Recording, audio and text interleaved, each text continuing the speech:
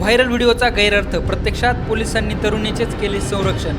संगमनेर शहरात सोशल मीडियावरती व्हायरल झालेल्या एका व्हिडिओमुळे विविध चर्चा रंगलेल्या असल्या तरी या घटनेची सखोल माहिती घेतल्यानंतर व्हिडिओखाली लिहिण्यात आलेल्या मजकूर व कमेंट्स खोटी व समाजात तेढ निर्माण करणारी असल्याचे समोर आले आहे। मिळालेल्या माहितीनुसार व्हायरल होत असलेला व्हिडिओची चित्रीकरणाच्या दृष्टीने जरी खरा असला तरी त्याला जोडून सोशल मीडिया, व्हॉट्सअप व फेसबुकच्या माध्यमातून काही विपरीत व दिशाभूल करणारे कमेंट्स लिहून तो व्हायरल करण्यात आल्याचे स्पष्ट झाले आहे। या संदर्भात समाज माध्यम प्रतिनिधींनी केलेल्या चौकशीत समोर आलेल्या माहितीनुसार संबंधित प्रकरणातील 22 वर्षीय तरुणीला न्यायालयात हजर करण्यासाठी पोलीस प्रशासन त्यावेळी तिथे पोहोचले असतात तरुणीला पोलिसांच्या संरक्षणात बाहेर घेऊन जात असताना तिचा भाऊ व काही समाज बांधवांनी संतप्तीच्या भरात तिच्यावरती हल्ला करण्याचा प्रयत्न केल्याचे व्हिडिओमधून दिसून येत आहे।